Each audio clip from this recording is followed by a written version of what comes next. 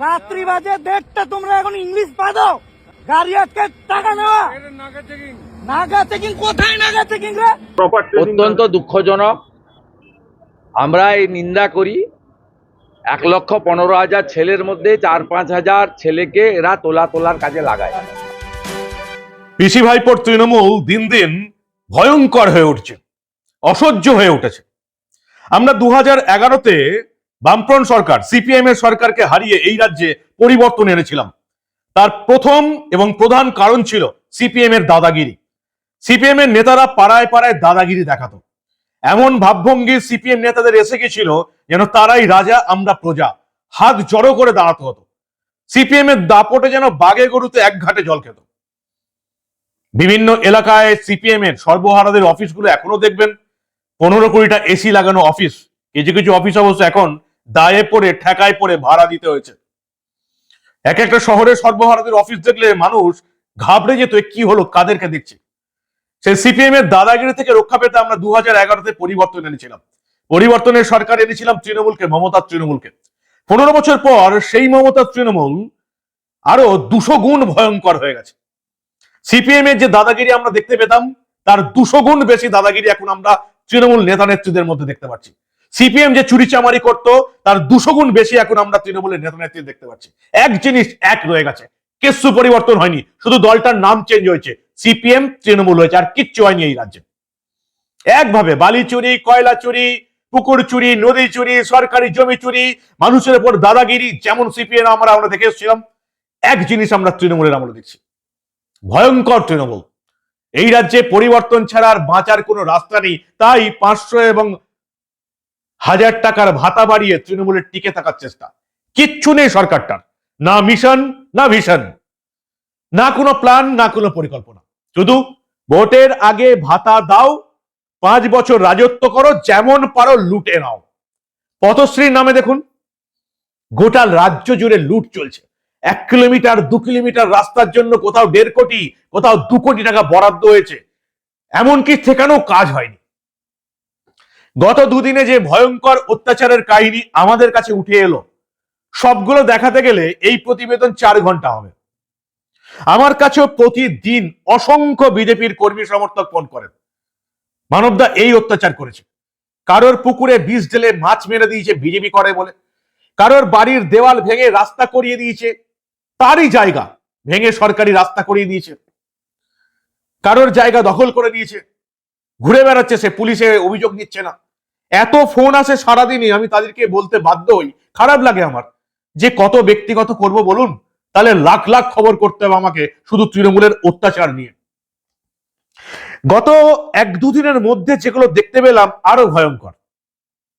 যেমন এই মুহূর্তে যে খবরটা সবচেয়ে বেশি এই বাংলায় ছড়িয়েছে, একজন সিভিক ভলেন্টিয়ারের মৃত্যু হয়েছে। কোথায় হয়েছে?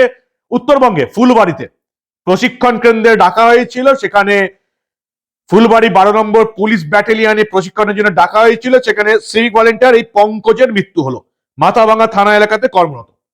এখন আপনি দেখেছেন মমতা বন্দ্যোপাধ্যায়, অভিষেক বন্দ্যোপাধ্যায় একটা শব্দ উচ্চারণ করেছে? এই সিভিক ভলেন্টিয়ার পঙ্কজ না হয়ে এটা যদি কোনো বিএলও পঙ্কজ হতো, দেখতে রাখুন পিসি ভাইপো ঝড় বইয়ে দিত। এই বিএলও মারা গেছে, এই বিএলও আত্মহত্যা করেছে, ইলেকশন কমিশন দায়ী, বিজেপি দায়ী। একজন সিভিক ভলেন্টিয়ারের মৃত্যু হয়েছে, 1010 টাকা পান, 500-1000 টাকার ভাতায় কিচ্ছু হবে না, 10-12 হাজার টাকায় এখন কিচ্ছু হয় না, কিচ্ছু হয় না। খুব মোটামুটি চলনসই সংসার চালাতে গেল, স্ত্রী ছেলেদের নিয়ে সংসার চালাতে গেল, মিনিমাম পার ডে 500 থেকে 700 টাকা, 15,000 টাকা মিনিমাম, তবে কোন রকমে চলে যাবে। যেমন আশা কর্মীরা চাইছেন 15, 16, 17 হাজার টাকা হলে কোন রকমে চলে যাবে, তার কমে সংসার চলে না। একজন সিভিক ভলেন্টিয়ারকে দিকে কি না কি করাই এরা। 1000 টাকা ভাতা বাড়ালো, কেন বাড়ালো? ভোটের সময় এই সিভিক ভলেন্টিয়ারকে দিয়ে ভোটের রিগিং করতে হবে। এই মুহূর্তে সিভিক ভলেন্টিয়ার আমাকে ফোন করছেন যে 1000 টাকা ভাতা বাড়ায় আর পুলিশ ওয়েলফেয়ার এর নামে 200 টাকা করে কেটে নেয়। কিসের পুলিশ ওয়েলফেয়ার? ভাতা দিচ্ছেন, ভাতা 10, 11, 12 হাজার টাকার ভাতা, সেখান থেকেও 200 টাকা পুলিশ ওয়েলফেয়ারের নামে কেটে দিচ্ছে। পরবর্তীকালে জানতে পারলাম অনেকেই ফোন করছেন, শুধু সিভিক ভলেন্টিয়ার নয়, সিভিক ভলেন্টিয়ার, হোমগার্ড, অর্থাৎ পুলিশের আন্ডারে যারা আছে যেমন পারে পুলিশ ওয়েলফেয়ারের নামে ভাতা কেটে নেয়, অনুমতির ধার ধারে না। কি অবস্থাটা একবার ভাবুন। সিভিক ভলেন্টিয়ারকে কোথায় নিয়ে গেছে? একজন সিভিক ভলেন্টিয়ার মারা গেল, বিক্ষোভ হলো, মমতা বন্দ্যোপাধ্যায়, অভিষেক বন্দ্যোপাধ্যায় একটা শব্দ বলেননি। এই সিভিক ভলেন্টিয়ার না হয় যদি বিএলও হতো, আর যদি এরকম ট্রেনিং এ মারা যেত, সারা রাজ্যে তৃণমূল আগুন জ্বালিয়ে দিত। এই হচ্ছে বর্তমানে তৃণমূলের অবস্থা, সিভিক ভলেন্টিয়ারের অবস্থা। কয়েক লাখ সিভিক ভলেন্টিয়ারকে এই ভোটের কাজে, রিকিং এর কাজে তৃণমূল ব্যবহার করবে, যারা ঠিকমতো নিজেদের ভাতাটাও পায় না। কাউন্সিলর গ্রেপ্তার হয়ে গেছে, লাত মেরে একজন বয়স্ক বৃদ্ধাকে মেরে ফেলেছে। 81 বছরের বৃদ্ধাকে তৃণমূলের অভিযুক্ত কাউন্সিলর আইনজীবী রবীন ভট্টাচার্য লাত মেরে ফেলেছে। হইচই হওয়ার পর তাকে সাসপেন্ড করেছে এবং আজকে তার 7 দিনের পুলিশ হেফাজত হয়েছে। তুলসী অধিকারী 81 বছরের বৃদ্ধ, তার অপরাধ কি ছিল? অপরাধ ছিল কাউন্সিলর রবীন ভট্টাচার্যকে গিয়ে বলেছে যে বেআইনি কাজ হচ্ছে, বেআইনি নির্মাণ কাজ হচ্ছে, যার ফলে রাস্তা ড্রেন বুঝে যাচ্ছে, ড্রেনের জল রাস্তায় চলে যাচ্ছে। এটা বলা ছিল তার অপরাধ। লাত মেরে তাকে মেরে ফেলেছে তৃণমূলের কাউন্সিলর রবীন ভট্টাচার্য। এই হচ্ছে আমাদের তৃণমূলের অবস্থা। ঠিক সিপিএম এর আমলে চলছে।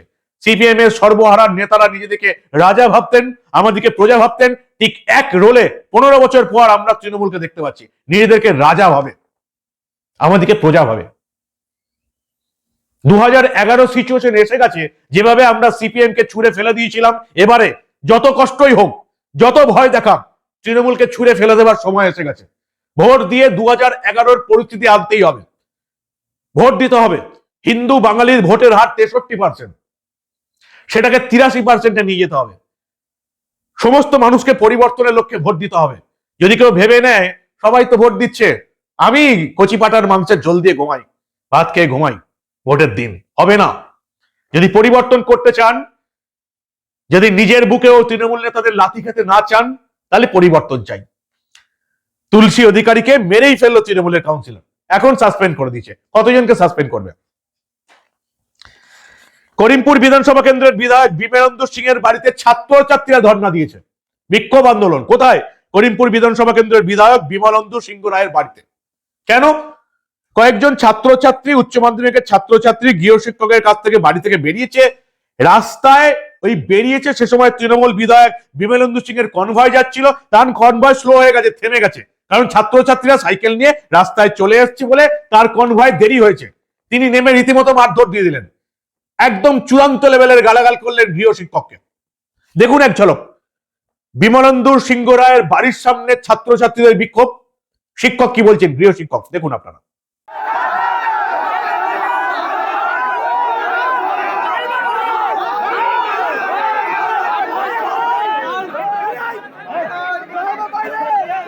সামনে ক্ষমা দিতে হবে। বাড়ি ভাঙচুর করো।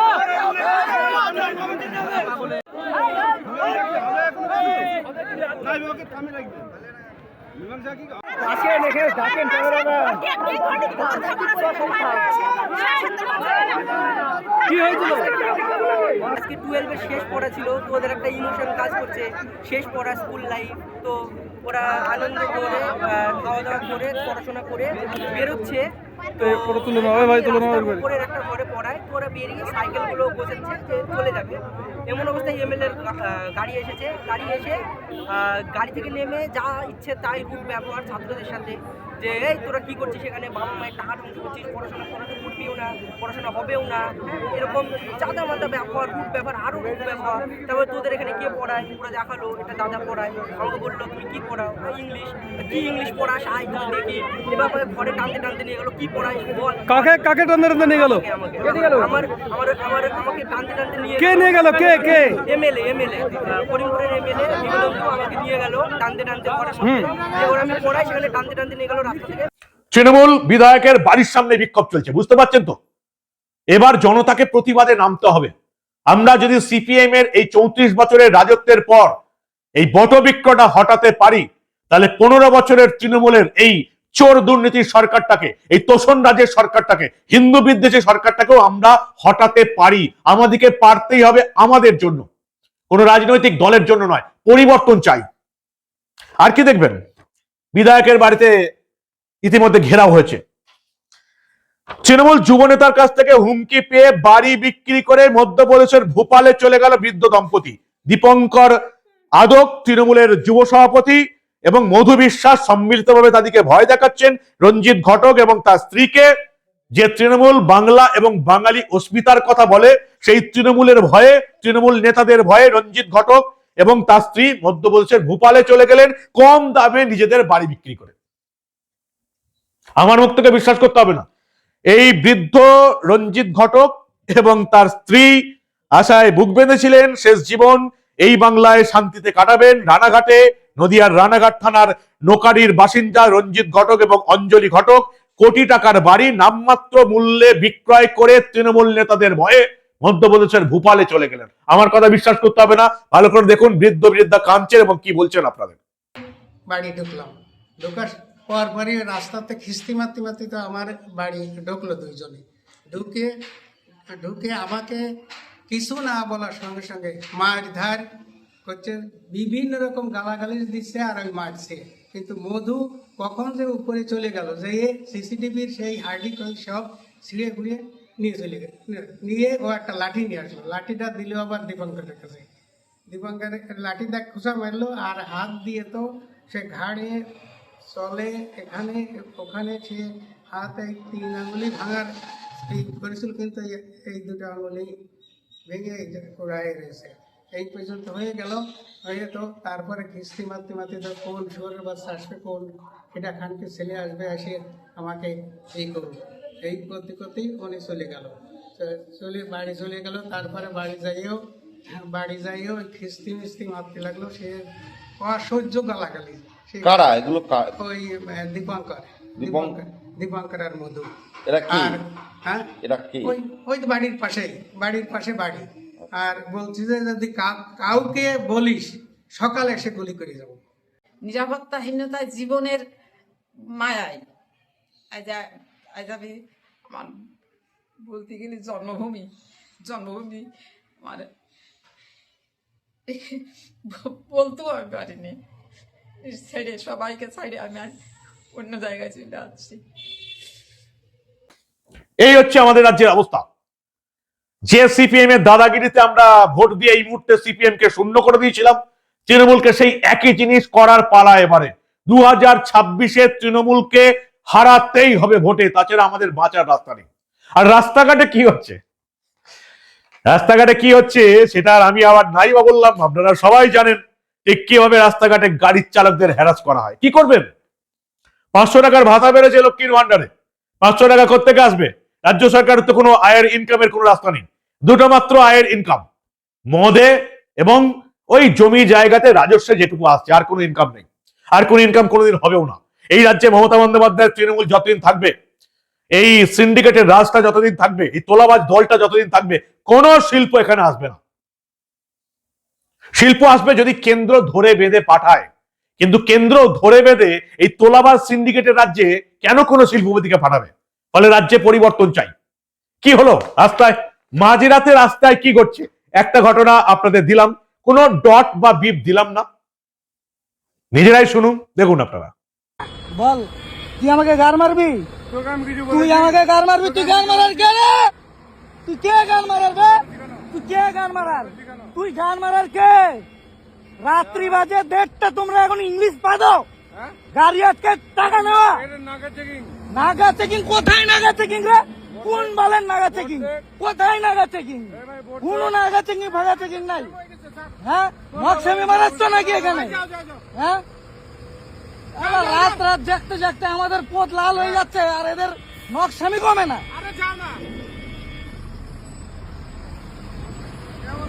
কেমন ভাবে মানে? বাপের জমিদারি নাকি? টাকা কি বাপের জমিদারি? এই হচ্ছে অবস্থা। যেমন কুকুর তেমনি মুগুর। বাংলার মানুষকেও ঠিক এই গাড়ির ড্রাইভারের মতন পজিশন নিতে হবে। কাউকে পাত্তা দিলে হবে না। কোন তৃণমূলের পাতি নেতাকে ভোটের সময় ভয় খাবেন না। একজোট হন, ভোট দিতে হবে। 63% হিন্দু বাঙালি ভোট দেয়, বাকিরা কচি পাঠার ঝোল দিয়ে মাংস দিয়ে ভাত খেয়ে ঘুমায়। সেটা হলে হবে না। এই রাজ্যে পরিবর্তন চাই। আমার আপনার বাড়ির যুবক যুবতীদের চাকরি চাই, এই চাকরি জোট তৃণমূলকে একটাও ভোট দেবেন না। এই ভয় দেখানো তৃণমূলকে একটাও ভোট দেবেন না। এই দাদাগিরির তৃণমূলকে একটাও ভোট দেবেন না। আমরা চাই এই রাজ্যে পরিবর্তন, তৃণমূলের সরকারটার পরিবর্তন, এবং তার চেয়েও বড় কথা যেটা আমি বলে থাকি, আপনারা অনেকেই আমার কথা শুনে হাসেন, আমি জানি, কারণ বিপ্লব শুরু করার আগে লোকে হাসতেই থাকে। সিস্টেমের পরিবর্তন চাই। কোন পাতি নেতাকে, যে দলেরই হোক না কেন, কোন পাতি নেতাকে আপনারা দাদাগিরি করতে দেবেন না। কোন সিভিককে এলাকায় দাদাগিরি করতে দেবেন না। আমি তৃণমূল করি, আমি সিপিএম করি, আমি কংগ্রেস করি, আমি বিজেপি করি, ফলে আমি পাতি নেতা হয়ে পাড়ায় দাদাগিরি করব সাধারণ মানুষের উপর, এটা হতে দেওয়া যাবে না। সিস্টেমের পরিবর্তন করতে হবে। সাধারণ মানুষকে একজোট হন। নিজের বুথে যদি আপনি 25 জনকে জোগাড় করতে পারেন, যে কোনো রাজনৈতিক দলের হোক না কেন, 25 জন জোগাড় করলে আপনাকে আর কেউ দাদাগিরি দেখাতে পারবে না। তার আগে, সবার আগে দরকার এই তৃণমূলের পরিবর্তন। তৃণমূলের পরিবর্তন না হলে, কেন্দ্রের সঙ্গে না গেলে, 50 বছর আমরা কেন্দ্রের বাইরে, শিল্প কারখানা পরিকাঠামো শূন্য হয়ে গেছে। কেন্দ্রের সঙ্গে যাওয়া ছাড়া এই মুহূর্তে আমাদের কোনো রাস্তা নেই। আমাদের শিল্প দরকার, নাহলে আমাদের ছেলে মেয়েদের, কয়েক লাখ পরিযায়ী শ্রমিককে এখন গুজরাটে, উত্তরপ্রদেশে কাজ করতে যেতে হচ্ছে। শুধু হিন্দু নয়, শিক্ষিত মুসলিম সমাজকে এখন ওই মোদির গুজরাটে আর যোগীর উত্তরপ্রদেশেই কাজ করতে যেতে হয়। শিক্ষিত মুসলিমদের এটা জানা উচিত যে এই মুহূর্তে তৃণমূল যেটা প্রচার করে বিজেপি এলেই সবাইকে তাড়িয়ে দেবে, সেই বিজেপি শাসিত রাজ্যগুলোতেই মুসলিমদের উন্নয়নের গ্রাফ সবচেয়ে বেশি।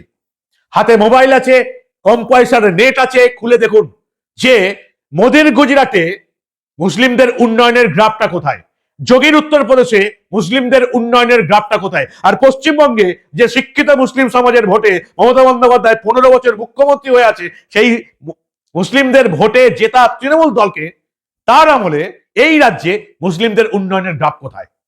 পরিবর্তন চাই, না হলে বাঁচার কোনো রাস্তা নেই। না হলে এই দাদাগিরি দেখতে হবে। যে দাদাগিরি থেকে বাঁচতে আমরা সিপিএম কে শূন্য করেছি, সেই দাদাগিরি আমরা কি সহ্য করব নাকি সহ্য করব না, এটা এবার বাংলার ভোটারদের, বাংলার মানুষকে বুঝতে হবে যে আপনি দাদাগিরি সহ্য করে মাথা নিচু করে চলবেন, নাকি মাথা উঁচু করে রাজার মতন জীবন ধারণ করবেন। কোন পাড়ার পাতি রাজনৈতিক নেতাকে কেন রাজা হতে দেবেন? পরিবর্তন চাই, না হলে বাঁচার কোনো রাস্তা নেই। কি বলবেন আপনারা? আপনাদের মূল্যবান এবং গুরুত্বপূর্ণ মতামত জানান দা নিউজ বাংলার কমেন্ট সেকশনে। দেখতে থাকুন দা নিউজ বাংলা। যারা আমাকে ফোন করেন, অত্যাচারের কাহিনী শোনান, তাদেরকে বলবো সত্যি সবার ব্যক্তিগত সমস্যা তুলে ধরাটা সম্ভব নয়, কিন্তু তবু এই সমস্ত অত্যাচারগুলোর মধ্যেও যে আপনাদের অত্যাচারের গল্প লুকিয়ে আছে, সেটা আমি আজকের দিনে দ্ব্যর্থহীন ভাষায় বলতে পারি। কোনোদিন আপনাদের কাহিনীও দেখাবো এই পর্দায়। দেখতে থাকুন দা নিউজ বাংলা। আপনাদের গুরুত্বপূর্ণ এবং মূল্যবান মতামত দিতে ভুলবেন না। যদি মনে হয় এই প্রতিবেদন এই রাজ্যের প্রতিটা মানুষের দেখা উচিত, নিজে দায়িত্ব নিয়ে শেয়ার করুন, কারণ আমরা এই রাজ্যে ঘটে যাওয়া এই ধরনের অনেক অত্যাচারের ঘটনা চেপে রাখতে দেব না।